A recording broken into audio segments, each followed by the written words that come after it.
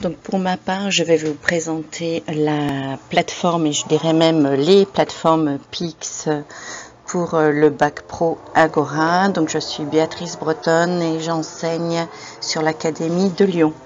Donc tout d'abord, il faut savoir qu'il existe deux plateformes PIX, une qui s'adresse à l'établissement et aux enseignants de l'établissement, donc qui se nomme Pixorga, et d'un autre côté, pour les élèves ou les étudiants, il y a pix.fr.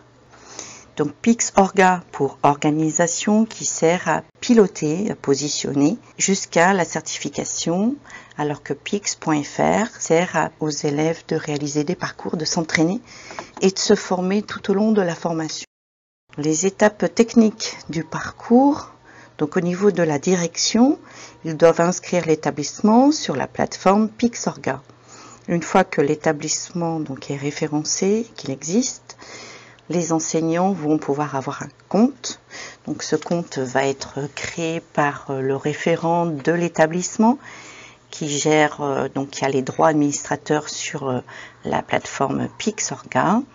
Et donc l'enseignant aura accès justement pour voir un petit peu les élèves qui sont inscrits sur la plateforme et différentes modalités qu'on verra ultérieurement. Donc Pixorga pour les enseignants, ça permet de créer des campagnes et de positionner à l'entrée en formation les élèves. Donc il est nécessaire et même important qu'il y ait un seul enseignant dans l'équipe pédagogique qui va créer les campagnes, mais ce travail se fait en équipe et on décide quand est-ce qu'on va positionner les campagnes au cours de la formation. Et ensuite, une fois que les élèves sont prêts, l'enseignant lancera la campagne de certification. Donc cette campagne, elle dure 2 heures à peu près et se fera plus en fin de formation. Cette application Pixorga aussi permet de renseigner le LSL Pro pour les enseignants en fin de première. Pix.fr, quant à lui, s'adresse à ceux qui veulent évaluer leur niveau sur les 16 compétences de Pix. Donc les élèves doivent avoir un compte. Généralement, ils arrivent en établissement avec un compte déjà. Donc on ne recrée pas des comptes toutes les années. Donc le compte Pix de l'élève est personnel. Donc on peut après réinitialiser le mot de passe, mais pas créer les comptes. Généralement, ils sont déjà faits. Sinon, il vaut mieux qu'ils créent eux-mêmes leur compte Pix. Donc les élèves vont pouvoir s'entraîner, se positionner, et ça tout au long de la formation, pour ensuite passer la certification en classe de terminale. Côté établissement, donc la direction va être en charge de référencer l'établissement sur l'application orga.pix.fr. Et ensuite, le référent, comme je vous le disais, pourra intégrer les bases des élèves et le référent peut aussi créer un connecteur qu'il dépose sur le NT pour accéder plus facilement sur le pix.fr. Côté enseignant, donc on va piloter le parcours. Donc une fois qu'on est connecté, que l'enseignant nommé de l'équipe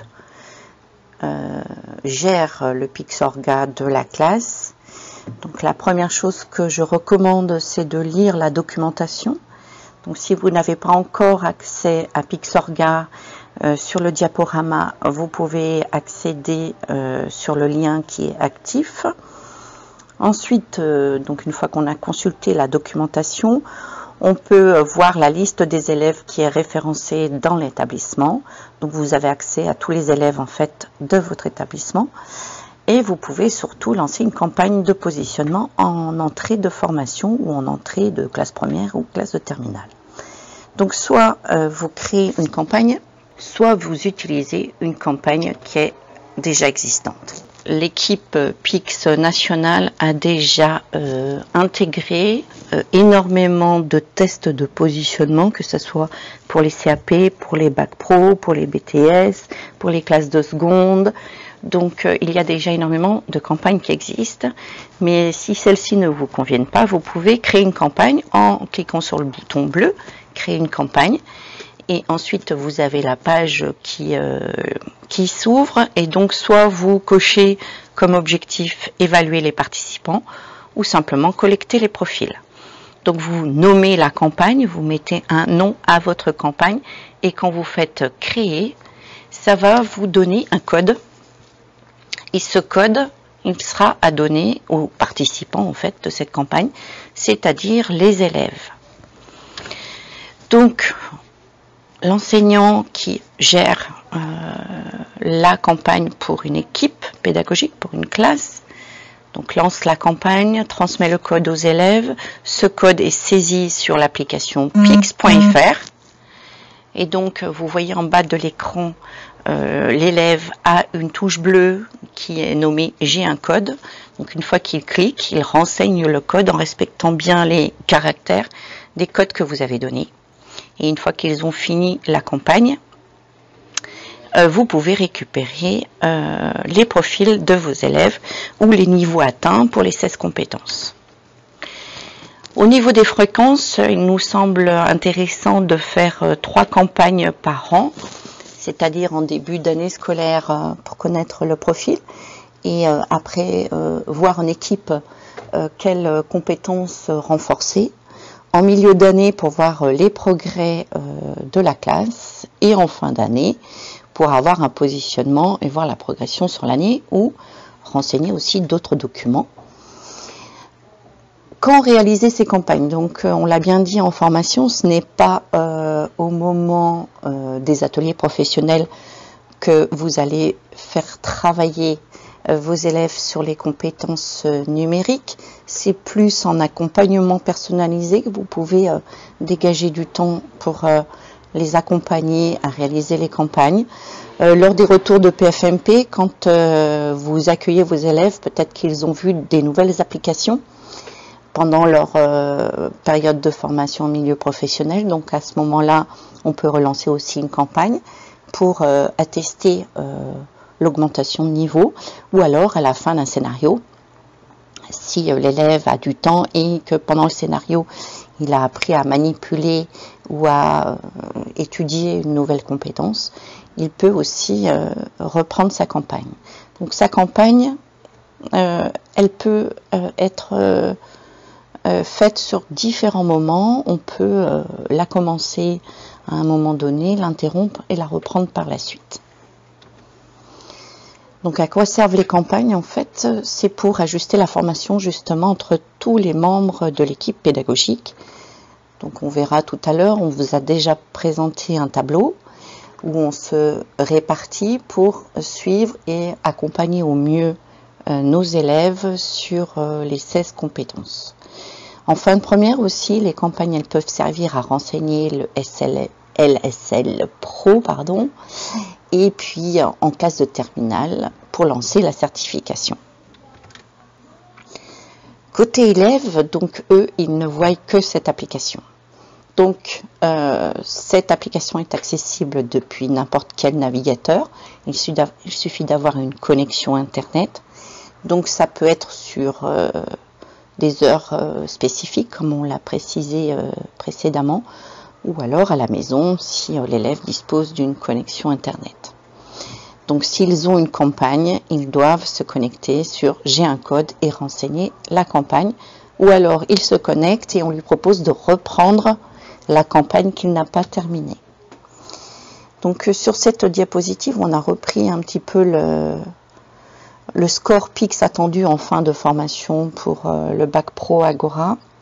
Donc au niveau de l'information et des données, avec les compétences qui vont monter de façon spiralaire, on attend quand même le niveau 4 et le niveau 3 pour traiter des données. Au niveau du bloc création de contenu, donc le 4 pour le développement de documents textuels, à l'inverse pour tout ce qui est multimédia, on attend un niveau 3. Programmer, ça sera plus un niveau 1. Je vous rappelle juste entre parenthèses que le Bac Pro Agora couvre à peu près 85% de l'ensemble des compétences de PIX. Donc pour interagir, partager, donc là en bac pro Agora, donc il y aura tout ce qui est réseaux sociaux, donc on attend quand même un niveau 3 pour positionner et certifier nos élèves. Au niveau de la protection et de la sécurité, donc au niveau de la sécurisation des données, ça on attend au minimum un niveau 2. Pour protéger la santé, le bien-être et le développement, on s'est focalisé sur le niveau 2, sachant que là, on se mettra quand même en parallèle avec l'enseignant qui gère la discipline PSE. Et au niveau le dernier bloc, l'environnement numérique, résoudre les problèmes techniques et évoluer dans un environnement numérique, on attend un niveau 3. Donc là aussi, on représente donc le tableau qu'on va suivre sur tout le long de la formation, donc sur les 3 années. Donc c'est plus un outil de répartition dans une équipe pédagogique pour faire un point de temps en temps en équipe et voir les progrès de nos élèves.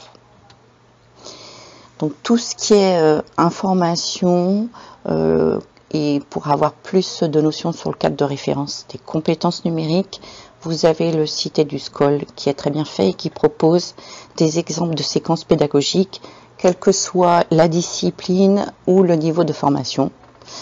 Vous avez aussi beaucoup de ressources sur les sites de votre académie, sur le site de la DAN. Et d'ailleurs, à ce propos, je rappelle qu'il y a un référent PIX académique, donc sur chaque DAN au niveau des académies. Donc rapprochez-vous de cette personne qui pourra vous aider au niveau technique. Et aussi, dernier point, rejoindre la communauté PIX pour échanger entre pairs sur des ressources ou des campagnes qui ont été créées.